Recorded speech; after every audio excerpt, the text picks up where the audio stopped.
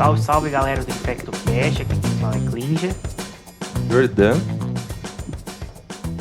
Mafê, Denis e João Prats. Bom, hoje o tema do nosso episódio é ser infectologista em comemoração ao Dia do Infectologista, hoje dia 11 de abril, né? E esse episódio em especial é muito importante para mim, porque para quem não sabe, o InfectoCast começou em 2017, foi o primeiro episódio foi lançado, assim, na vanguarda de podcast, que na época não existia, né? E o primeiro episódio era justamente esse, ser infectologista. E a minha escolha para ser infectologista foi por conta do podcast. Porque eu via o pessoal falando, e animado, empolgado, e amando aquilo que fazia. Eu falei, cara, eu quero ser igual esse pessoal. E aí escolhi, no meu 6º ano, bati um martelo que eu ia ser infectologista. Não, eu sou suspeito, porque esse podcast foi muito agradável de gravar. Eu até usei na formatura de algumas turmas de residente uns trechinhos deles falando no podcast, porque foi uma coisa muito, muito bacana, né? E todo mundo assim, por que você quis ser infectologista? E acho que muitas pessoas, além de você, Clinton, né, vieram falar, olha, eu ouvi esse episódio e, putz, achei muito maneiro. Alguns escolheram a residência na Unifesp porque ouviram a gente falar com tanta alegria do que a gente fazia e do que a gente gostava, né? Então, para mim, é um episódio muito, até emocionante, assim, gosto muito de falar sobre isso, né? Comigo minha dúvida se prolongou mais do que a do Klinger, né? Eu fiquei na dúvida se eu faria clínica médica ou se eu faria infectologia.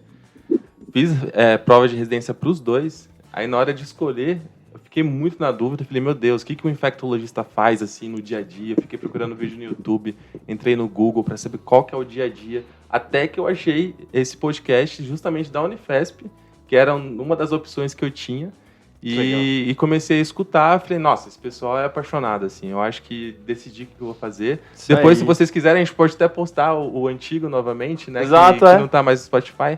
Mas é uma honra agora estar aqui como infectologista, dando meu ponto de vista. É isso, muito legal. E aí, gente, vamos se apresentar então, cada um fala aí o que faz, a formação, né? Quer começar, João? Opa, e conta um pouquinho por que resolveu fazer infecto, né? Bom, sou João Prats, infectologista, 10 anos de formado nas costas, estou assistindo velho já. E fiz a residência na Unifesp, depois trabalhei como infecto-tudo no hospital no interior de São Paulo, depois hoje estou na BP e trabalho primariamente com imunossuprimidos. A gente também tem um grupo de infectologistas, um grupo 3 escala, a gente está expandindo o nosso grupo aí para atender afora. E eu acho que para mim foi muito... A ideia de fazer infecto é um pouco, talvez, o que todo mundo sente, né? Então você está ali na faculdade, aí você fala assim, pô, eu gosto de pediatria, daí você vai... Você gosta de patologia, aí você vai e gosta de laboratório, aí você gosta de clínica médica, aí você gosta de medicina de família, aí você gosta de neuro, aí você vai e gosta de nefro. Aí quando eu falo, nossa, o que eu vou fazer, né? Eu até o 2º ano ia ser patologista, até o 3º eu comecei querendo ser neurologista, daí eu ia ser patologista no 2º ano, no 3º eu ia ser médico de família / clínica médica, e aí eu entrei numa liga de infecto lá em Santos, eu fiz faculdade em Santos, né? E tinha uma professora, Ana Paula Veiga, se estiver nos ouvindo, um abração, gosto muito dela, muito querida. Santos, o maior centro de formação de infectologistas do Brasil. A fonte, né? dos presidentes da sociedade brasileira, é isso, e da Paulista, brincadeira. Mas sim, a Thaís também, a Thaís Guimarães, lá de Santos, uma pessoa muito querida. Aí eu comecei, foi muito engraçado, porque a gente comecei a fazer a liga, e aí quando eu cheguei no 6º ano eu estava decidido a fazer infecto, mas eu não sabia onde fazer, e tinha uma dúvida muito grande, porque o Emílio Ribas é super conhecido, né? É uma baita residência também e tal. E eu falei, nossa, pra onde que eu vou? E foi uma grande dúvida. Eu cheguei a pensar em fazer HC, depois Emílio e tal. E aí o que me conquistou na Unifesp foi a entrevista e depois ir conhecer. Eu conheci as pessoas e tudo mais. Mas o porquê escolher infectologia, acho que quando você pergunta isso pra uma pessoa que acabou de entrar na residência e os anos vão passando, talvez você vai até pensando diferente, né? Hoje a minha maior paixão é trabalhar junto com a última tecnologia médica, o último tratamento do câncer, o último tratamento de uma doença intratável, incurável, a última tecnologia, a última quimioterapia, o último imunossupressor. E perceber que assim, a gente vê os pacientes da hematologia, do transplante, da oncologia, fazendo 1000 tratamentos, e aí o paciente tem uma doença infecciosa, só que completamente diferente, porque ele é um tipo de imunossupressão. Mas esse imunossuprimido, que, sei lá, o transplante renal, ele é totalmente diferente do da medula, é diferente da oncologia que fez uma imunoterapia, aí a dengue no cara é de um jeito, a dengue no que fez imunoterapia é totalmente diferente. E as doenças são todas moduladas por essas novas tecnologias, e aí o pessoal vai tendo novas e novos tratamentos, novas terapias celulares, quimioterapia, imunoterapia e tudo mais, e sempre tem umas consequências infecciosas meio imprevisíveis, você tem que juntar imuno com tudo que você sabe de infecto, com tudo que você tem de droga disponível, método diagnóstico, tentar entender o melhor caminho. Então é muito legal porque acho que a gente até fala isso nesse podcast Ser Infectologista, que é o seguinte, a gente trabalha junto com os especialistas para o melhor tratamento possível que eles fazem não dar errado. Então o paciente está lá com 1000 terapias, inibidor de tal enzima, inibidor de tal via da inflamação, aí ele faz uma infecção que é inesperada, que ia custar todo o tratamento dele, a vida dele, uma morbidade alta, a gente vai lá e fala, não, pera, a gente sabe diagnosticar isso, a gente aprende, e a gente vai desenvolvendo novas e novas síndromes infecciosas por causa dos tratamentos das outras doenças. Então eu gosto muito de trabalhar com isso, hoje é minha maior paixão, assim, tentar entender ali a melhor forma de usar os recursos. Então acho que é muito legal isso de você estar na vanguarda da tecnologia, as consequências de infecção que vem, porque a gente mexe com o sistema imunológico, shit happens. Né? E aí a gente está aqui para evitar. Então, valorize o tratamento do oncologista, do hematologista, do transplantador, de quem quer que trabalhe com alguma terapia assim. E parece que não tem limite, né? Porque o pipeline de drogas, a gente sempre fala de pipeline de antimicrobiano, sai pouco antimicrobiano, sai pouco antiviral. Mas terapias para o câncer, milhares, né? Todos os anos saem não sei quantas terapias novas para o câncer e com elas saem novas infecções e a gente vai aprendendo. Então, hoje a minha paixão é um pouco essa. E uma outra paixão que tenho gostado cada vez mais é de trabalhar com outros colegas e participar da formação deles, né? Então, muitos aqui vocês me conhecem talvez de nome, outros foram meus residentes, a gente se conheceu, ouviram um podcast, foram fazer residência com a gente lá. E muitas pessoas, a gente teve uma reunião do nosso grupo e várias pessoas falaram assim, nossa, João, você teve algum ponto na minha formação que você participou.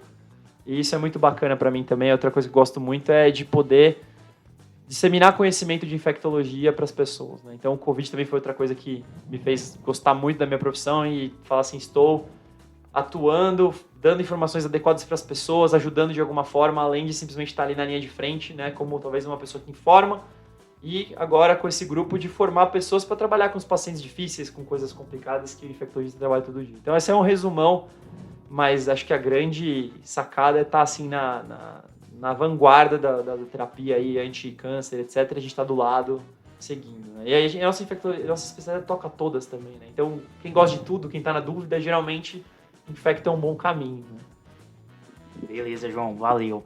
E aí, Denis? Bom, no meu caso é um pouquinho diferente, né? Porque eu fiz infectologia pediátrica, que é uma subespecialidade da pediatria geral. Mas, desde o 6º ano, eu tinha um pouco essa ideia de fazer infecto, porque o que me chamava atenção na infecto é esse poder investigativo que é a especialidade.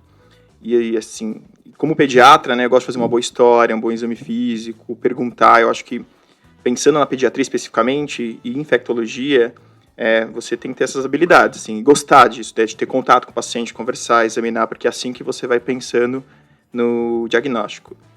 E eu acabei fazendo residência na Santa Casa de Pediatria Geral, e aí eu fiz infectologia também na Santa Casa de São Paulo. Na verdade, o que me fez decidir fazer infectologia, primeiro que a grande parte das doenças na pediatria são da área da infecto, né? Os problemas comuns da pediatria, né, otites, resfriados, acabam envolvendo a infectologia. Doenças infecciosas como um todo, né? Sim. Doenças exantemáticas, aquele capítulo. Mas tem uma coisa que eu acho que me inspirou muito, foram os meus chefes. O poder que eles tinham de se comunicar, de explicar, de raciocinar. Então, isso também favoreceu para eu continuar na Santa Casa, que é o Dr. Marco Aurélio Safad, assim, que é uma pessoa que eu gosto muito, né? E tenho um contato até hoje. Então, esse acho que foi o fator principal.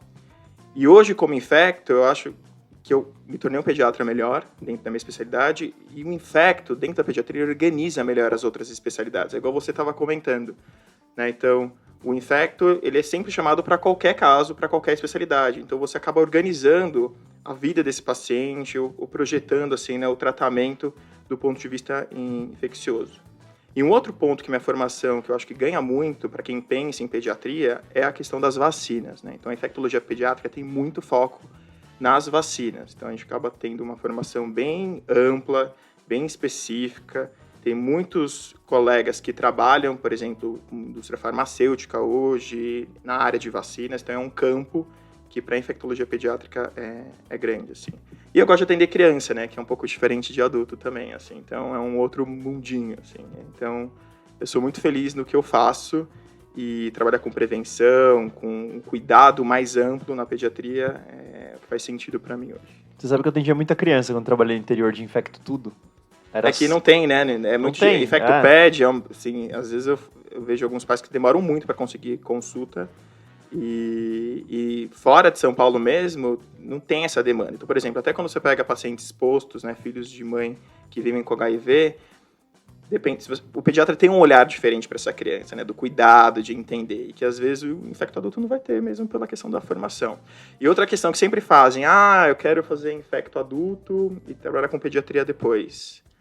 Não acho válido. Eu acho que para você ser infectoped, você precisa fazer pediatria geral. Você tem que ter um conhecimento da pediatria e fazer a subespecialidade. Tá? Até porque você trabalha com pessoas que não falam, né, normalmente. E a infecto é muito isso, né? Das pessoas precisam falar, precisam contar, precisam falar de onde elas estavam, para onde elas foram, o que elas estão sentindo. E você, na verdade, é um investigador de uma criança. Na verdade, que aí a relação com os pais, né? Você tem que conversar com o pai. Eu ia falar, na minha época de infecto tudo, né?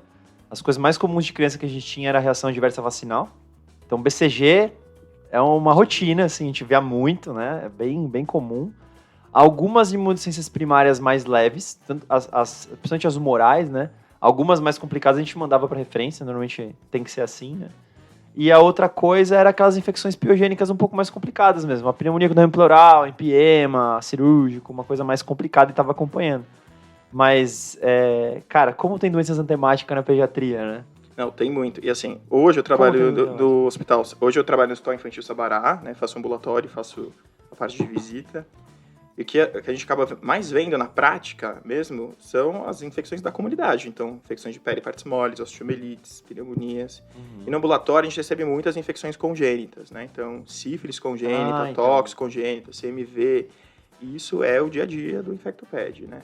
E tuberculose, às vezes, chega, né? Mais em TB latente, crianças que têm contato com pacientes com TB. Na verdade, quando eu penso no geral, assim, a gente acaba trabalhando muito com prevenção, orientação. Porque pediatria... Exato. 90% das doenças na pediatria são autolimitadas, benignas e vai dar tudo certo. Mas quando não dá e quando são graves, são dramáticas também pra gente. Então, é um poder que você tem de se comunicar, de explicar, de orientar, de trabalhar muito a prevenção, né? Então, você tocou num ponto muito legal também que você falou, que eu achei que vale ressaltar, que é assim, aquele cara que tira bem a história, né? Você sabe quando você falou isso, hoje eu tava passando no UTI e um colega veio e falou assim, nossa, vocês da Infect, vocês passam, né? Não é rápido, né? Vocês olham tudo, perguntam tudo, onde o cara foi, o que ele faz, ele viajou, qual é o trabalho dele, como é que é a vida dele, né? E é diferenciado esse olhar, né? Ele falou assim, nossa, é diferente de um cara que vem aqui, prescreve, sei lá, insulina, um cara que vem aqui e só olha como é que tá a ferida cirúrgica, sei lá. Tem uma abordagem bem ampla, assim, de hábitos, e às vezes é muito engraçado, porque na nossa anamnese, você vai conversando, todo mundo já teve, todo infecto já teve isso, tá conversando, aí de repente o cara te solta uma informação, você fala, putz, esse é o diagnóstico e era isso que a gente estava querendo encontrar, e é muito maneiro, é uma das sensações mais legais que tem, né? De se entender ali a vida do cara, como que a doença chegou nele. Sim.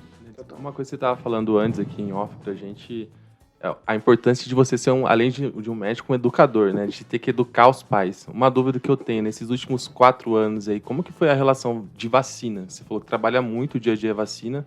Teve pais que realmente não vacinavam seu filho por medo? Como que foi essa questão? Acho que o que eu percebo hoje, né, nesse momento que é um pós-pandêmico, né, não é igual a 2020, é a questão da hesitação vacinal. Então, isso piorou muito nesses últimos anos, né? Porque a gente pode ter aquelas pessoas que vão passivamente vacinar, levam os filhos, não tem problema nenhum com isso. Tem pessoas que não aceitam as vacinas, que seriam os movimentos anti-vacinas, mas o que aumentou é esse grupo que está aí circulando no meio. Então, assim, ele acha que tudo bem atrasar, ele acha que tudo bem não tomar várias picadas, assim, não, eu só quero tomar uma picada por dia no meu filho, eu não quero dar várias picadas. E não consegue entender a importância da imunização no primeiro ano de vida e os reforços após 1 ano de vida. E o quanto isso pode impactar na doença do seu filho. Então, eu sinto que meu papel, por exemplo, quando eu pego pacientes assim, no consultório, até na enfermaria, é você explicar, na verdade, o porquê que você indica aquela vacina e eles precisam entender qual é o real benefício daquilo, entendeu? Então, hoje eu acho que tem muita desinformação em relação às vacinas e a gente atua o tempo todo para combater isso, né? Fake news, ideias errôneas, ideias sobre eventos adversos. Então, aí que entra o papel do educador, porque você tem que ter esse poder de conversar com esse pai e explicar e fazer ele entender a importância disso, né? Tem pai que vai vacinar o filho e acha que você... Ai, não, mas o filho vai sofrer muito. Com 4 picadas? Como assim 4 picadas? Mas a doença que ele pode pegar é muito pior. Então, assim, e conversar com isso, explicar isso, não bater de frente com agressividade ou com raiva, mas acolher de uma certa forma e explicar é um papel fundamental e que é a nossa rotina. Foi um negócio interessante também, que é essa coisa da percepção do risco, né? Então, essas doenças ninguém vê mais. A gente mesmo, né? Assim, cara, eu acho que eu vi uma difteria e um sarampo, 2 na minha vida. Então, quer dizer, algumas vezes acabaram mesmo porque a gente vacina todo mundo sistematicamente, né? Isso me lembra também outra coisa que acontece com a gente, que às vezes a gente tem, na época por exemplo, hepatite C, na época que hepatite C a gente tratava com interferon e PEG-RIBA, interferon e ribavirina. Eu vivi essa época. Você tinha que chegar pro cara e falar assim, o cara falava assim, eu não sinto nada. Aí você fala, eu sei, mas eu preciso te tratar, porque senão você vai sentir. E essa comunicação de como você comunicar isso é complicado. Então, vacina é mais ou menos isso. Eu não tô sentindo nada, eu tô ótimo. Por que você vai dar uma vacina? É pra você não ter uma coisa depois. E, imagina, a gente tinha que explicar o PEG-RIBA 24, 48 semanas, era muito pior, lógico, do que uma vacina, mas acho que o conceito é o mesmo, traduzir o risco, traduzir o que você pode evitar, traduzir como sua vida pode ser melhor, e é uma coisa muito preventiva, essa mensagem ser bem passada, né? Porque as pessoas, provavelmente, muitos não vão ver essas doenças, nem vão saber, não vão ter nenhum um vizinho, uma história da avó remotamente de alguém que teve. Nem isso vão ter, mas isso é bom, que a gente continue mantendo e passando para frente esse conhecimento de que podemos evitar, né? Isso é uma coisa que a gente trabalha bastante. E agora, nos imunossuprimidos, você falou também, vacinação também tem isso. Como o paciente está imunologicamente, a gente começa a tocar na imuno, que é muito bonita, né? Então, a pediatria tem muita coisa de imunologia, os imunossuprimidos agora tem muita coisa, né? E você fala assim, melhor momento de vacinar? Qual vacina? Quando? Pode, não pode? Qual a dose? 2 doses? Dobra a dose? Vacina mais vezes? Meço alguma coisa? Isso também é uma ciência que a infectologia vê. Eu acho que eu até diria que ficou mais para os infectos do que para os alérgicos imunos isso. Principalmente no adulto, mas acho que na criança também. Da gente ser meio imunologista também desses pacientes, né? De entender como é que tá, quanto imunossuprimido ele tá, vamos vacinar, qual o momento de vacinar e tudo mais. Então acho que isso é uma coisa muito, muito legal da infecto também. Até vacinar os pais, né? Tem essa questão também, porque a gente... Exatamente. As pessoas quando falam de vacina só pensam em criança, né? Mas a gente tem que lembrar que todo mundo tem um calendário vacinal para qualquer grupo etário ou para qualquer doença ou situação. Inclusive os profissionais da saúde, né? Exatamente. Várias vacinas. Então, dependendo da situação, você vai ver aquela família e você indica a vacina para o pai, para a mãe. Então, você acaba também cuidando ao redor daquela criança, né? De quem toma conta daquela criança, né? Então, esse é um trabalho que eu gosto. E, assim, a perspectiva para os próximos anos é de novas vacinas, novas tecnologias, né? A vacina de RNA veio aí para ficar, então, provavelmente vai surgir coisas novas. A vacina de pneumo vai surgir vacinas novas. Então, é um conhecimento constante. Acho que vacina, o tempo todo você tem que se atualizar, entender e, em algumas situações, igual você disse, individualizar o esquema, né? Legal. Dependendo da comorbidade da criança. Agora, Denis, você falou aí sobre, né, infecto a pediatria e o que acontece? A residência de vocês não é tão focada, por exemplo, na CCIH, né? Eu acho que a nossa residência depende muito do local que você faz. Porque, por exemplo, se você faz em São Paulo, se você faz fora de São Paulo, por exemplo, eu vou falar da minha residência na Santa Casa. A gente não teve tanta medicina tropical, por exemplo, porque a gente trabalha muito com os casos que a gente acaba vendo. A gente não recebe isso aqui, nem em São Paulo, na pediatria especificamente. Então, quando a gente roda em outro hospital, por exemplo, no Emília, a gente acabou vendo outras doenças, né? Mas, por exemplo, vacina é muito forte na Santa Casa. A gente tem um ambulatório, né? Como aqui, eu sei que na Paulista também tem. Então, assim, acho que depende muito do local que você faz e da ênfase que aquela residência faz. Então, acho que é importante você queira fazer InfectoPed, saber o local que você quer fazer, saber o programa da sua residência médica, né? A minha residência foi muito focada nisso. História, tirar história, saber tudo, pesar, medir, passar isso, passar uma visita, um caso adequado, bem falado, apresentar aula toda semana. Então, acho que aí tem que conhecer um pouquinho o programa de residência de cada local. Sim, mas já é difícil o InfectoPed. InfectoPed que gosta de CCH e faça é mais ainda. Eu particularmente desconheço. Assim, acaba os adultos assumindo. E quando eu fui assumir as minhas CCHs, tive muita dificuldade nisso, né? De entender esse mundo pediátrico e aí ter que estudar, né?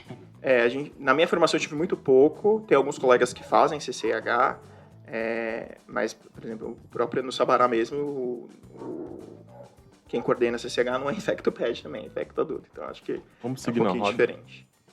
E você, Mafê, o que você faz? Bom, então, eu Por sou que Maria... você escolheu infectologia? Eu sou Maria Felipe, eu sou infectologista e... Bom, começando então, por que eu escolhi infecto? Eu escolhi infecto no meu 6º ano, quando... Eu, na verdade, durante toda a minha faculdade, durante os 2 primeiros anos da faculdade, eu não me achava na medicina. Eu não me encontrava dentro do curso por conta de que nunca foi uma realidade um curso superior da forma que a medicina é organizada ainda hoje, assim. Eu sou da Zona Leste aqui de São Paulo, sempre estudei em escola pública, então fui a primeira pessoa a entrar no ensino superior e fui a primeira pessoa a me formar numa faculdade da minha família. E já logo num curso de medicina que a gente ainda precisa entender que hoje é um curso elitizado, por mais que ainda aconteça hoje de forma grande a expansão das universidades e o acesso que foi possível hoje nos últimos anos, né? E aí, dentro da faculdade, eu conheci o movimento estudantil, né? Que foi a minha válvula de escape para continuar fazendo medicina durante muitos anos, assim. E dentro do movimento estudantil, eu aprendi muito a valorizar o SUS, né? E dentro da valorização do SUS, eu sabia que eu queria me formar e trabalhar no SUS de forma completa, me doar ao SUS, porque para mim o SUS é um sistema de saúde que tem muito potencial e que acaba recebendo todas as demandas possíveis e inimagináveis e que, de certa forma, acaba sendo o que mais leva saúde para o Brasil como um todo, assim.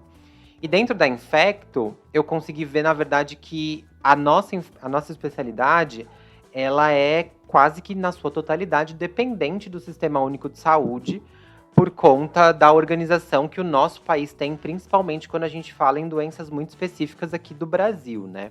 Dentro dos grandes institutos de pesquisa e de diagnóstico que a gente tem, é óbvio que dentro dos laboratórios particulares a gente tem essa disponibilidade, mas aí vem a questão do preço, do acesso, e para a grande massa, o SUS é a primeira porta, a segunda, a terceira, e dentro da infectologia a gente precisa muito utilizar a questão de exames, a questão de busca de agentes etiológicos ou de fazer a pesquisa. E aí, para isso, a infectologia depende muito do SUS. Às vezes tem exame que só o SUS faz e o particular acaba não fazendo.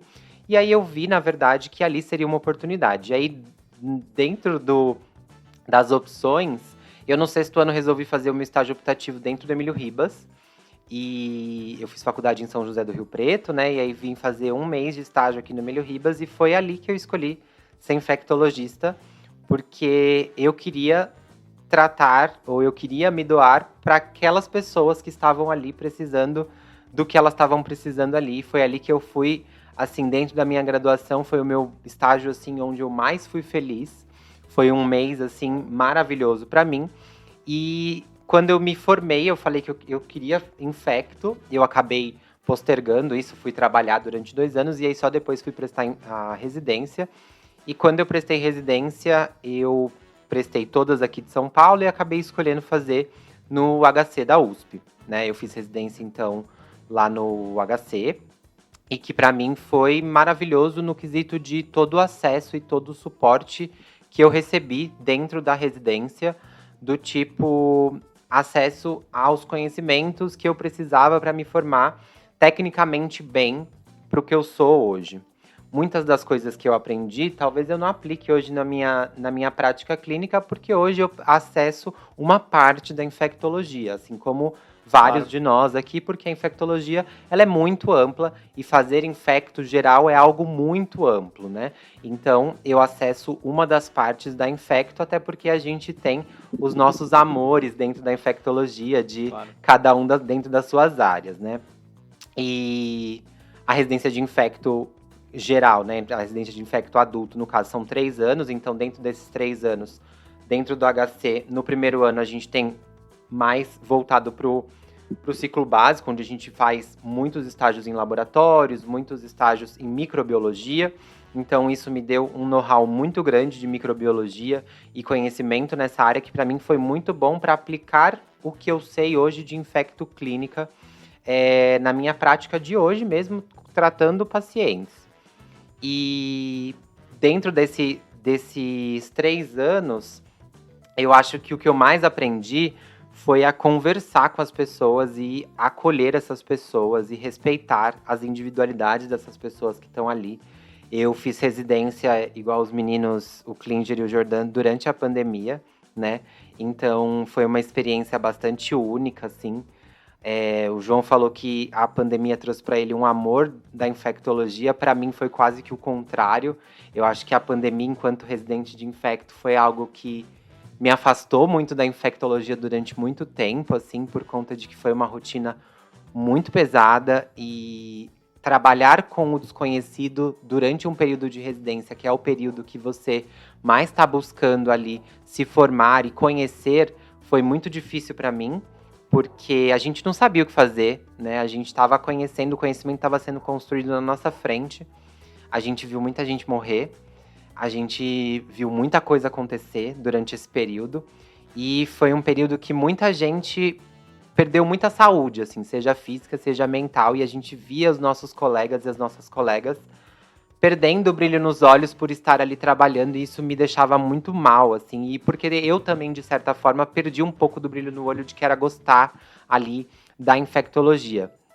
Mas hoje eu trabalho com infecto geral, eu sou médica do pronto-socorro do Emílio Ribas, eu sou médica diarista do pronto-socorro do Emílio Ribas. E o que eu mais gosto de fazer, além de assistir os pacientes, de tratar mesmo, é ensinar. Então, hoje eu tenho um papel muito importante dentro da formação de residentes, que a residência do Emílio Ribas hoje forma 20 residentes de infectologia por ano, então são 60 residentes durante um ano, né? Entre R1, R2 e R3. E eu fico muito feliz de poder participar da formação dessas pessoas e poder transmitir um pouco do meu conhecimento que eu conquistei, que eu consegui, para essas pessoas de uma forma um pouco diferente na minha visão, porque além da infectologia trazer esse olhar de cuidado, de acolhimento, foi aonde eu me encontrei enquanto uma pessoa LGBT, né? Eu sou uma mulher trans, então a infectologia me ajudou a entender que eu era uma mulher trans também. E dentro desse quesito, dentro das especialidades médicas, dentro de todos os preconceitos que a gente pode viver dentro da medicina, né? Eu acho que a infectologia me acolheu, assim como eu também a acolhi na minha vida, e foi muito importante. E hoje eu trago uma outra visão, porque dentro do meu trabalho, além do Emílio Ribas, eu também sou médica subinvestigadora de pesquisa clínica em infectologia, onde eu trabalho basicamente com pesquisas de HIV/AIDS e prevenção de infecções sexualmente transmissíveis, né? Então, eu acabo investigando, sou subinvestigadora, então a gente atende voluntários e voluntárias que querem fazer ou querem participar de criação de conhecimento sobre tecnologias de PrEP, conhecimentos de novos tratamentos para HIV. E isso, para mim, é maravilhoso, porque é onde eu mais acesso comunidade LGBTQIAPN+, né? Porque dentro dos trabalhos de prevenção de HIV, a comunidade LGBT é a comunidade mais visada por conta das vulnerabilidades que a sociedade impõe e os riscos maiores de infecção pelo HIV. E é onde eu consigo trabalhar com população trans mais frequentemente e poder aplicar esse conhecimento que eu consegui dentro de um lugar onde as pessoas trans não acessam, que é a universidade, e poder levar para elas de uma forma diferente, de uma forma que eu acho mais tranquila e que eu acho mais correta, é maravilhoso, assim, para mim. E trabalhar com pesquisa clínica me deu um outro olhar, porque dentro da pesquisa clínica é uma área que, durante a residência, eu não tive muito contato. Acho que é pouco contato durante várias residências, assim. E a pesquisa clínica, ela te traz uma visão que é muito isso que o Denis falou da pediatria, porque é minucioso, né? Você precisa saber minimamente tudo o que acontece na vida daquela pessoa, por conta de que tudo influencia ou pode ser influenciado pelo seu produto investigacional ou pelo seu procedimento que você está fazendo. Então você precisa saber se a pessoa tomou um remédio para dor de cabeça. Ah, mas foi uma dor de cabeça só por conta de que eu estava estressada. Mas isso pode influenciar, pode ser que essa dor de cabeça, na verdade, tenha sido por conta do remédio que você está tomando. Então, a gente sabe muito da vida daquelas pessoas e acaba sendo muito legal conhecer esse lado de criação da ciência na parte de atendimento, né? Do tipo, você vê aquilo ser efetivo. De uma forma, a gente participa hoje de um projeto que é o HPTN 083, né? Que é o projeto que colocou a efetividade do cabotegravir, então uma droga para profilaxia pré-exposição ao HIV injetável, né? Uma nova tecnologia que facilita o acesso das pessoas. Então, é muito legal ver essas coisas funcionarem, essas coisas sendo investigadas. Hoje a gente está com uma nova pesquisa, que é a pesquisa de uma PrEP injetável a cada 6 meses. Então, você facilita o acesso à prevenção, você facilita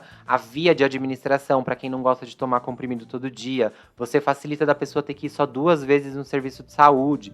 Então, você acaba criando novas alternativas para prevenção de HIV, que é algo que, dentro da nossa especialidade, é o carro-chefe de muitos serviços, né? Dentro do Emílio Ribas, onde eu trabalho também como diarista, é o nosso grande carro-chefe, né? As pessoas que vivem com HIV ainda convivem nos hospitais, ainda acabam sendo bastante frequentes. As pessoas ainda morrem de AIDS, né? É importante falar disso. Por conta, não é só porque hoje o tratamento é muito mais efetivo e muito mais simplificado, que existem pessoas que não tratam, né? E isso por diversos motivos, né? Por conta do estigma que ainda ocorre, por conta da dificuldade de adesão, por conta do modo de transmissão, que eu acho que o Denis também pode falar um pouco das questões das pessoas que vivem com HIV por transmissão vertical, que é uma outra jogada. Então, um dia a dia muito complexo, porque eu não faço só uma medicina técnica, eu faço uma medicina de muita conversa, de muito entendimento. A gente tenta entender pessoas dentro da infectologia, a gente tem muito protocolo. Eu sempre falo assim, a gente tem muito protocolo, a gente tem muito guideline, mas o que eu passo para os residentes é tipo assim, pega esse protocolo para você, mas o que você vai aplicar para a pessoa depende do que a pessoa vai te dizer. Aquela pessoa tem uma vida específica, aquela pessoa tem um modo de viver específico e você tem que adequar a sua conduta à pessoa e não o contrário, a pessoa à conduta, né? E dentro da infectologia, isso é muito importante, porque um método de prevenção de HIV pode funcionar para uma pessoa, pode não funcionar para outra, o preservativo pode funcionar para você, a PrEP pode funcionar para o outro, ou a PEP pode funcionar para outra pessoa. Então é muito importante que a gente entenda isso e que a gente consiga trabalhar isso diariamente. E hoje na infectologia eu sou muito feliz, assim, eu tenho plena certeza de dizer que eu sou muito feliz no meu trabalho, não é romantizando o trabalho, né, que a gente até fala, né, nossa, não romantizo seu trabalho, mas eu não romantizo não, eu sou muito feliz trabalhando com infectologia e podendo fazer isso que eu faço, porque na verdade eu trabalho com algo que é a minha vida também, né, o que eu vivo diariamente, o que eu também tô ali fazendo para minha prevenção, para minha vida, para o meu dia a dia, é o que eu faço para as minhas pacientes e para os meus pacientes, assim, então... Você é chefinha hoje. Eu sou chefinha hoje do lugar onde que te eu escolhi, inspirou. sim. E você deve estar Pra inspirando mim, assim, outras pessoas, então poxa. Pra mim, assim, isso é fechar um fechamento de ciclo muito importante, assim, porque eu passei no Emílio Ribas enquanto interna, né? Foi ali que eu escolhi ser infectologista. Depois, durante a residência na HC, a gente rodou no Emílio Ribas também. Passei como residente e agora eu também sou assistente, sou diarista do pronto-socorro do lugar aonde eu escolhi ser infectologista, no mesmo setor, assim. Então, para mim, é maravilhoso estar fechando esse ciclo, não só um ciclo fechado, né, mas estar completando isso. E eu sou muito feliz ali nos lugares onde eu atuo, com toda certeza. Você falou uma coisa muito legal, que é, para mim, muito clássica do infectologista, é aquele cara que você pode contar tudo para ele, sem preconceito, sem problema. Eu acho isso muito legal, sempre... Desde da residência, sempre tinha alguém que chegava pra você, assim, eu quero falar com você depois, tal, o que é, né? Aí você saía com a pessoa, né? Que eu fiz uma coisa e tal, e sempre, né? E assim, é legal, é sempre um cara que, não sei, todo mundo vem conversar sem medo de sofrer algum tipo de julgamento, de sofrer algum tipo de preconceito. E, quer dizer, o cara sente que pode contar qualquer coisa. E quem sou eu pra julgar? Acho isso não, muito... e quem é você pra julgar, né? Não, Acho, mas isso é sempre isso. acho isso muito bacana, porque passa a ideia de uma pessoa assim que, como se assim, você já viu de tudo, nada vai te surpreender e você não vai julgar, e você não vai, sabe? Você vai tratar a pessoa muito bem passa, assim, as pessoas sentem confiança na nossa especialidade. Sim. Acho que isso é um grande diferencial do que você está falando. Você atende qualquer pessoa e sem nenhum problema e tá lá para isso. Várias vezes, né? Pedem interconsulta pra gente, pra Infecto, um paciente lá que tá acompanhando, sei lá, um mês, já com uma outra equipe. Aí você vai tirar a história do paciente, vai ganhando confiança, vai falando a sua especialidade, o que você faz. Aí você tira uma história do paciente usuário de cocaína. Te revela várias me coisas. Aí você vai conversar com o colega. Nossa, mas ele não me falou isso, eu perguntei. É o jeito da gente conversar, né? Essa confiança que a gente passa. Eu acho que a nossa especialidade tem uma grande vantagem, pelo menos dentro do meu trabalho, né? Que eu trabalho bastante com HIV, que é o vínculo, né?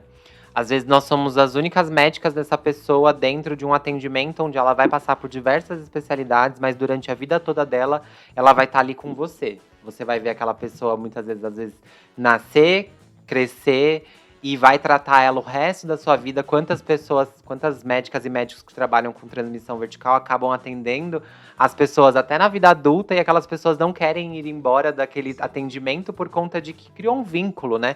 É como se fosse uma segunda família ali, de que, tipo, eu conto tudo para o meu médico, eu conto tudo para minha médica, então não tem como eu quebrar esse vínculo. Então eu acho que isso do vínculo é muito importante dentro da medicina, porque isso acaba gerando um conforto de contar, um conforto de você poder partilhar várias coisas, e isso é muito importante para a nossa especialidade, né? É uma das coisas também que faz as pessoas ficarem na dúvida entre pediatria, medicina de família, alguma coisa mais clínica e infecto. Você fala, não, todo mundo, a gente faz isso também, né? Eu acho que no meu caso, porque, assim, eu não gosto de atender adulto, tá? Então aqui eu sou fora da curva, eu adoro atender criança, assim, minha paixão é criança mesmo. Mas você falou uma coisa que é a questão da confiança, né? De você preparar as pessoas. Por exemplo, eu trabalho em São Bernardo, né, num programa de IST HIV, e lá a gente consegue fazer as consultas de pré-natal dessas mulheres gestantes com HIV. Então você prepara, você conta lá na consulta o que vai acontecer com o filho dela, o que ele vai tomar, como é que vai ser, que vai precisar coletar de exame. Então ela chega, quando o bebê nasce na primeira consulta, muito mais calma. Ela já sabe, ela já está esperando o que vai acontecer nos próximos meses, né? Então, você consegue, acho que é uma especialidade que você acompanha essa criança o resto da vida, né? Os espaços a gente acompanha, lá tem crianças que vivem com HIV por transmissão vertical, então você acompanha essas famílias que têm histórias muito difíceis, né? Complicadas. Sim. Então, é uma coisa importante que você falou. A gente tem que entender o contexto de cada pessoa, de cada família. No caso, eu vejo muito a família, né? Que está relacionada à criança, para você atuar de uma melhor forma, né? Nem sempre aquilo que você vai prescrever ou que você vai orientar vai funcionar, né? Então, acho que eu trago isso um pouco da pediatria, mas a Infecto me permite também trazer esse campo, né? Mais de individualizar o paciente. Sim. E vocês? Bom, eu sou o Klinger, né? Formei na Federal de Ouro Preto e fiz residência na Paulista, né? Na Unifesp. Eu decidi fazer infectologia no meu 8º período. Eu conheci a doutora Júnia, que foi minha professora de infectologia, e já fiquei muito apaixonado. Um salve para ela, que eu sei que ela escuta a gente.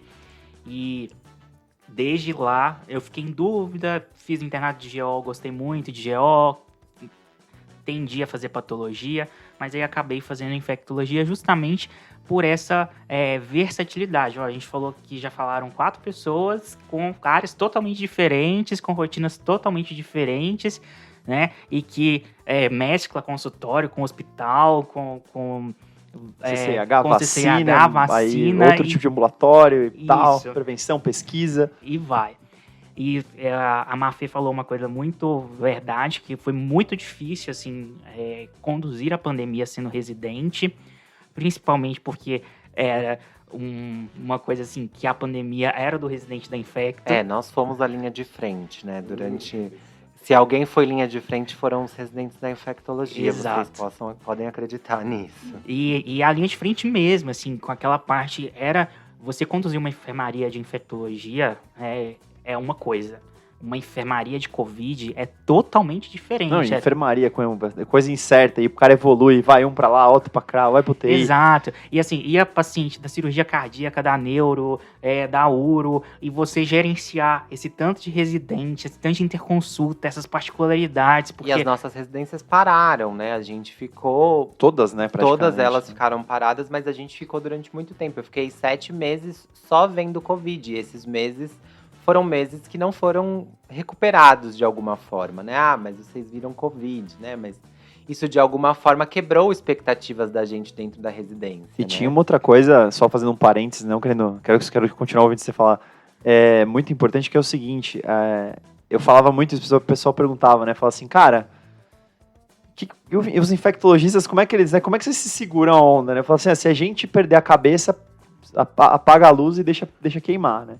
Porque, na verdade, a gente era muito como, assim, uma referência do que tava, de manter a sanidade mental, de pôr o pé no chão e falar, calma, vamos encarar isso, porque as reações foram as mais diversas possíveis. Então, além de ter a responsabilidade de trabalhar duro, tinha a responsabilidade de manter uma postura, de se manter bem, de segurar a onda, porque você, querendo ou não, como a gente estava falando, os infectores eram a referência do cuidado. Então, era assim, era meio que uma responsabilidade dobrada. Não só atender, mas também ser uma referência para os outros, né? Então, que época que foi essa, né, para nossa especialidade. Sim, e era meio que relações públicas, né, gerenciador de crise. Então, entra máscara, sai máscara, e a confusão, a organização de todo o sistema de saúde, do hospital, de tudo. Informação, né, a informação correta, né. Muito. E assim, meu primeiro mês de R2 foi março de 2020, o fatídico março de 2020, dia 13 de março foi o dia que eu recebi minha primeira paciente positiva, né, lá no Hospital São Paulo, e aquele alvoroço e tudo mais, e foi lá que eu conheci a doutora Nancy, que é a minha chefe e orientadora de doutorado, e naquele êxtase ali, a gente começou a fazer uma pesquisa, que é o meu doutorado hoje, né, que a gente conseguiu publicar muita coisa, porque o N muito grande, muito fácil de... Né, fácil não, né? Mas assim... paciente tinha, né? Paciente tinha, né? Então, vou defender agora em maio, terminando meu doutorado em virologia, né? Então, adoro o que eu faço, mas eu tenho uma outra paixão, que é a parte do controle de infecção hospitalar, né? A CCIH é também um carro-chefe do infectologista, não é todo mundo que gosta, mas eu gosto. Aqui entre nós ele. Houve uma troca de olhares aqui na mesa, para quem não está nos ouvindo e não está nos vendo. Houve uma grande troca de olhares. Sim. E tem uma coisa muito legal na CCH que é dessa parte de gestão, né? De você entender como que o hospital inteiro funciona e como que tudo está interligado ao controle de infecção. Tudo diz respeito ao controle de infecção, né? A CCIH é um órgão que é como se fosse uma procuradoria dentro do hospital, né? Que vigia tudo, que está ali vendo o que pode estar acontecendo. Então, a gente precisa ter conhecimento desde a lavanderia até a cozinha, a água da diálise. O ar-condicionado até o copo d'água, a gente fala. Exato. O CME, o centro cirúrgico, tudo pode estar envolvido ali. Então, você tem que entender todos aqueles processos, né, que estão interligados, a gente construir indicadores, performar ali na melhor forma, que a gente vai conseguir levar o mínimo de infecção. Infecção é um evento adverso, né? Contra a segurança do paciente. Não é para o paciente ter infecção, não é para ele se infectar por cuidado de saúde, né? Então, quando você pega o indicador e você vai discutir com outros hospitais, tem o benchmarking, você pega ali a densidade de infecção de outros locais, vê o que eles estão fazendo, o que está errando, e aí você participa de tudo dentro do hospital, desde o serviço de qualidade com esses processos, vistoria, visita técnica, até mesmo a parte de construir protocolo. Olha, eu estou montando um protocolo de meningite porque eu estou perdendo algumas crianças com esse tratamento.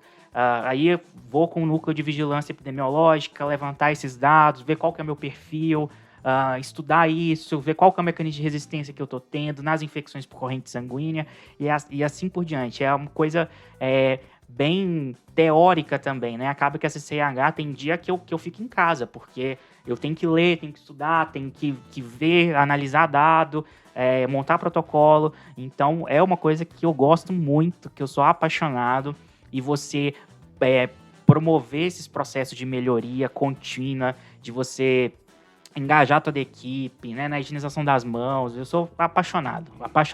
Você sabe que tem um estudo sobre a integração das especialidades, né? Então, é um estudo que faz como se fosse um gráfico visual, assim, de você põe um especialista e vê com quais especialidades ele se conecta, né? E os infectologistas estão entre os mais integrados, você se liga com todas as especialidades.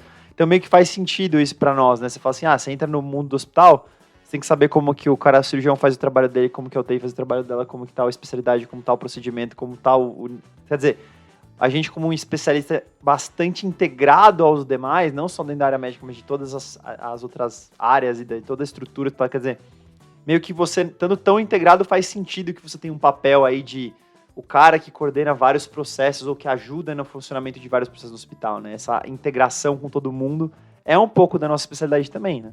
Sim, e a nossa campanha de hoje, né, em homenagem ao Dia do Infectologista, é que todo mundo devia ter um amigo infectologista, né? Porque, realmente, a infectologia é a amizade amiga de todo mundo. Você tá precisando de amigo, Clint? Não, graças a Deus eu tenho muitos. Mas, se for para escolher uma especialidade para ser amigo, escolhe um infectologista. É né? ótima especialidade. Que é ele que vai te salvar. Eu acho muito legal isso. Essa comunicação que você tem com todo mundo do hospital, de você discutir casos, de você ajudar todo mundo mesmo, porque antibiótico em infecção hospitalar e o controle é uma coisa bem específica, né? Todo mundo mete a mão, né? Que acho que deveria ser um pouco mais reservado ao infectologista, né? Ninguém chega pro onco e fala, olha, essa doxorubicina aqui eu não concordo com ela, né? Ou prescreve para o paciente dele, sem ele saber. Exato. Mas quando você está falando de antibiótico, todo mundo quer meter a mão, sabe? Sendo que é o infectologista quem estuda isso todos os dias, quem sabe de microbiologia, quem sabe de laboratório, de teste diagnóstico.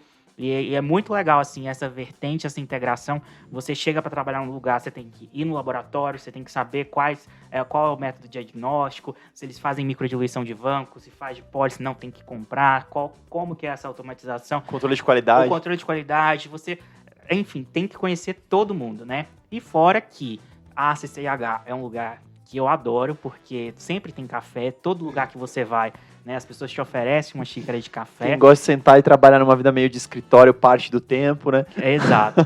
E é um lugar de fofoca, né? Tudo a CCIH fica Passa por sabendo, lá, né? Eu, como um bom exatamente. fofoqueiro, eu não nego que eu adoro trabalhar com controle de infecção. Até porque para saber como começou aquela infecção, você precisa comentar um pouquinho de como foi a passagem. E aí você começa a fazer ligação daquela pessoa, com aquele paciente. Então, é uma grande rede de fofoca. essa é uma parte né? bacana, porque a gente já, na minha vida de CCH, eu já fui infecto tudo. Infecto tudo é que você é o único infecto, você faz tudo. Você vê paciente, você faz ambulatório, você faz pediatria, você faz CCH, né? Entre outros, né? Tem 1000 funções, né? Você arruma até coisa de pesquisa porque você tem esse perfil, faz tudo no hospital, né? Arruma microbiologia. Então, quando eu fui trabalhar no interior, eu cheguei num hospital que a microbiologia não tinha nem hemocultura automatizada. Demorava 6, 7 dias para sair hemocultura. Então, a gente fazia um negócio meio assim, vigilância epidemiológica só. Acertamos antibiótico ou não. A gente descobria 10 dias depois. Péssimo. Então, uma das primeiras coisas que a gente fez foi isso, mas eu gostava dessas investigações. Então, a gente foi lá e teve um caso de rotavirose na UTI pediátrica. Pô, o que tá acontecendo? E hoje mesmo, você mesmo com o infecto clínico do seu paciente, você vai lá e fala assim, você até manda pro CH, pô, Klinger, e esse rota aqui, não tem rota aqui, não faz sentido. Aí você vai, o que aconteceu? Ah, é a comida, é listeriose, tem uma listeriose uma vez num transplante. Aí, cara, foi algum alimento que passou, aí você vai atrás do processo que aconteceu, fala com não sei quem, aí você descobre, fulano de tal, o filho tá com diarreia, veio trabalhou na UTI pediátrica, não contou pra ninguém. Essas coisas, assim, você acaba descobrindo, são muito interessantes também, essa parte de dar uma investigada no que está acontecendo. KPC, foi um filtro, foi um fabricante que mandou um produto que não estava legal, e você descobre que o produto não estava legal, você descobre que a rotina que você está fazendo para aquele produto não funciona, precisa ser trocado mais vezes, precisa mudar o fabricante. Tudo isso é bem interessante também dentro da CCH, né? Esse investigativo, assim.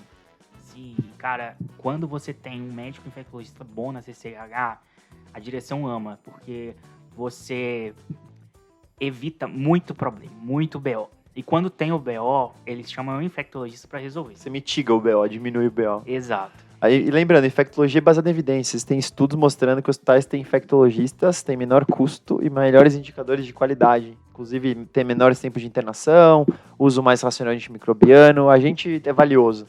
Sim. É por isso que o melhor amigo que você pode ter é um infectologista. E aí, Jordan, conta pra gente, por que você escolheu Infecto? Então, eu fiquei muito na dúvida, né? Como eu já disse. Sempre fui uma pessoa muito indecisa. Na minha vida é baseada em indecisão. E eu fiquei nessa dúvida se eu faria clínica médica, com muitas pessoas indecisas que acabam medicina, acabam escolhendo clínica por conta disso. Clínica é meio assim, né? Você começa, vai ter 2 anos, dá pra pensar um pouco, ver o que você Exatamente. gosta mais, né? Tem um tempinho. Graças a Deus, entre essas duas dúvidas, eu escolhi a infectologia. Primeiro, porque é acesso direto, não tive que passar por um outro processo de avaliação depois. É um atrativo, gente, não vamos mentir. Não vamos mentir. É um atrativo. Se você tiver, você ainda pode ter um ano de clínica médica muito bom, por exemplo, dentro da Infecto, ou com bastante áreas gerais, tá ótimo, é muito boa a Exatamente. formação. E justamente no podcast que eu ouvi do Ser Infectologista, do InfectoCast, uma coisa que me chamou muita atenção foi essa interseção com as outras áreas, né? Então, eu tinha medo de, por exemplo, fazer cardiologia, que era uma coisa que eu até gostava no internato, e depois ficar muito restrito, ficar cuidando de insuficiência cardíaca, hipertensão e AM, com todo respeito, eu sei que tem muita coisa na cardiologia, mas eu também gostava de nefro, e eu também gostava achava legal quando tinha uma infecção associada a catéter. E eu também gostava de pneumo, porque eu adorava UTI, eu adorava ver um paciente com pneumonia, eu gostava dessas coisas. Então eu falei, então acho que infecto acaba vendo um pouco da cardio, ver uma endocardite, uma infecção. Exatamente, até na cardio nós temos muitos colegas cardios que nos chamam para vários motivos. Nossa, quantos desafios diagnósticos que a gente tem de neuroinfecção, é uma área muito interessante. Aí, quando eu entrei na infectologia, fui me apaixonando. Uma coisa que eu aprendi a gostar muito na Infecto, que a gente passa por outras especialidades, e na Infecto eu achei que é uma das especialidades mais resolutivas, que a gente resolve a vida do paciente, né? Era muito emocionante, a gente via aquele paciente que chega com uma primo diagnóstico de HIV, paciente na fase AIDS, aquele CD4 de 1, paciente com 50 doenças oportunistas, fala, meu Deus, não sei nem por onde começar. Aí você acompanha aquele paciente, aquela internação prolongada, você fala, vamos lá, será que vai dar certo? Será que esse paciente vai sair bem? E do nada você reencontra esse paciente 6 meses depois no ambulatório, forte, super bem, com CD4 de 500 ali. Nossa, isso é uma das coisas mais gratificantes que tem. É diferente, assim, você acompanhava às vezes o paciente na onco, às vezes aquele paciente com insuficiência cardíaca, eu não via essa resposta tão evidente, né? E outras coisas que... desafio diagnóstico. Eu lembro que uma coisa que me fez escolher Infecto também, eu tive um professor na minha graduação, o Abdon, inclusive, né? Um abraço se ele ouvir esse episódio. Que ele era conhecido lá em Cuiabá como House ali, cuiabano, né? Uma pessoa que era extremamente clínica, que tinha um leque de diagnósticos diferenciais. House é infectologista, para quem não sabe, reveja os episódios, é Infecto. Exatamente. Pessoa que tinha um leque diagnóstico absurdo, ele era professor de semiologia, acho que ainda é professor de semiologia, então aquela pessoa que adorava clínicos, sinais.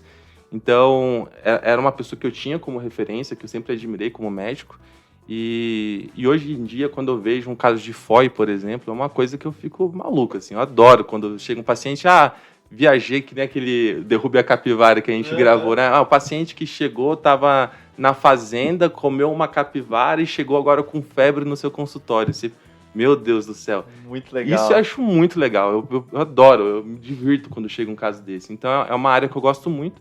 Hoje em dia eu estou mais me especializando também aí um pouco na área do João também. Gosto de trabalhar com pacientes imunossuprimidos. Trabalho na mesma equipe que ele, lá na BP.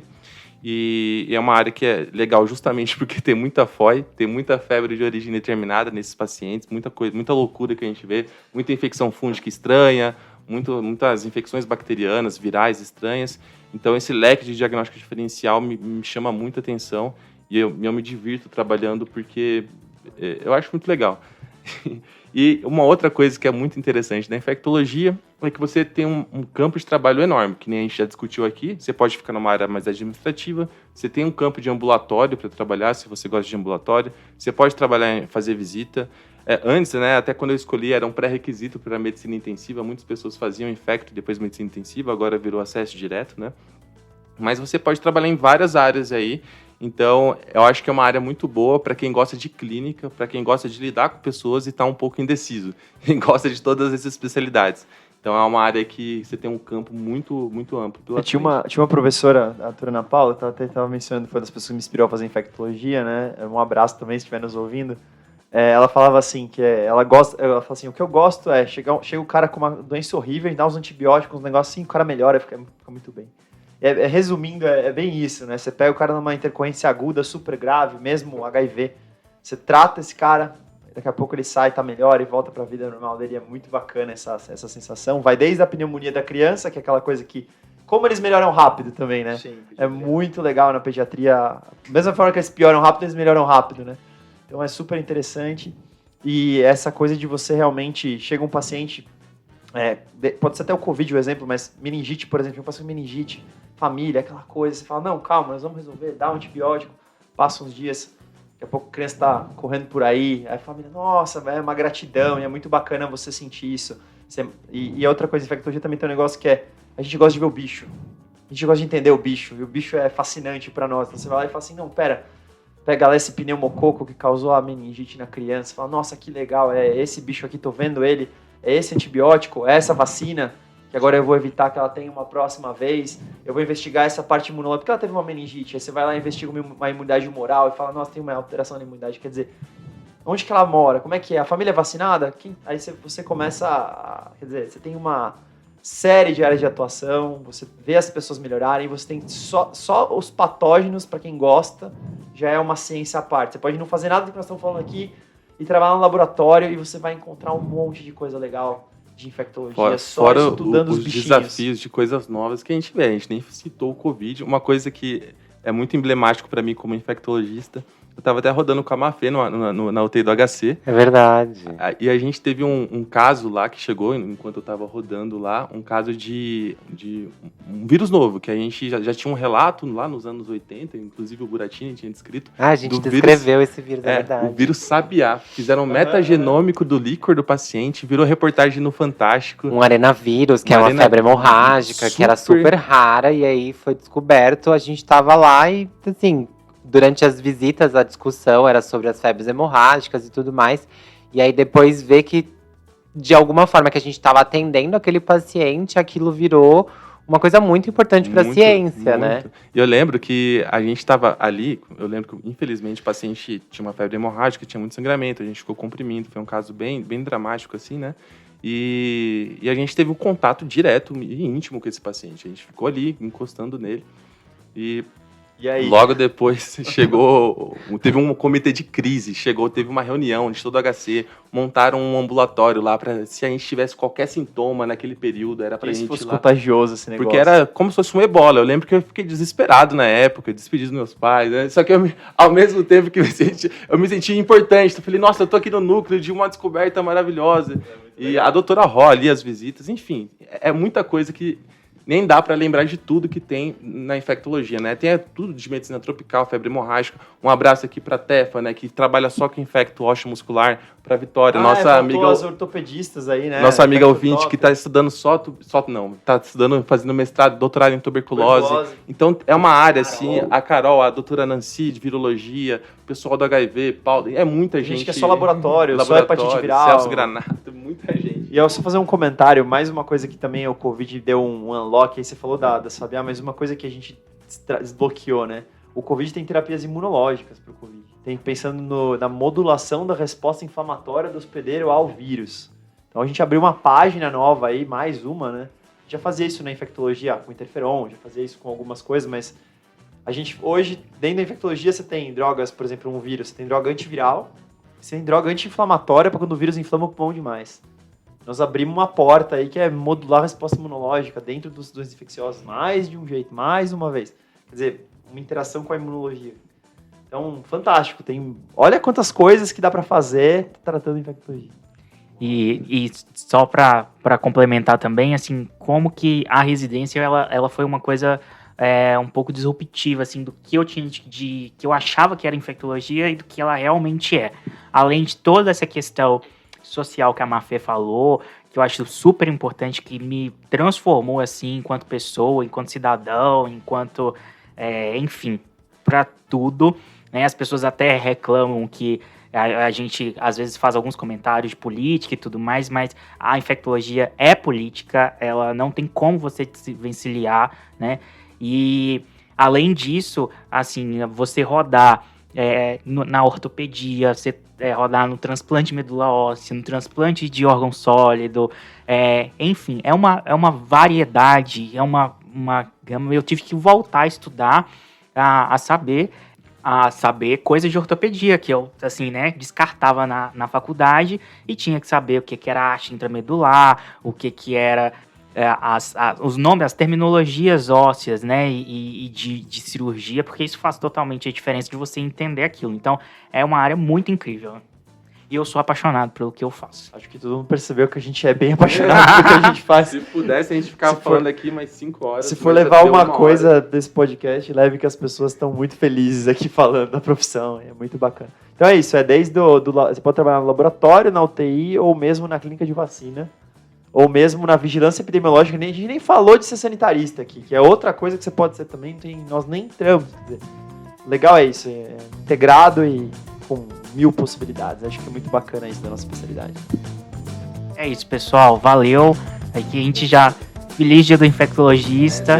Feliz dia do infectologista. Exato, para todos os nossos colegas aí que escutam a gente, Dr. Washington, doutor infectologista, nossos amigos aí, Dr. Marcos de Juiz de Fora também, grande amigo, que sempre que a gente vê no congresso, para a gente para conversar e parabenizar. Um abraço aí para vocês. Alunos, colegas todos, um abração. Exato, e para quem tá na dúvida, venha para infectologia.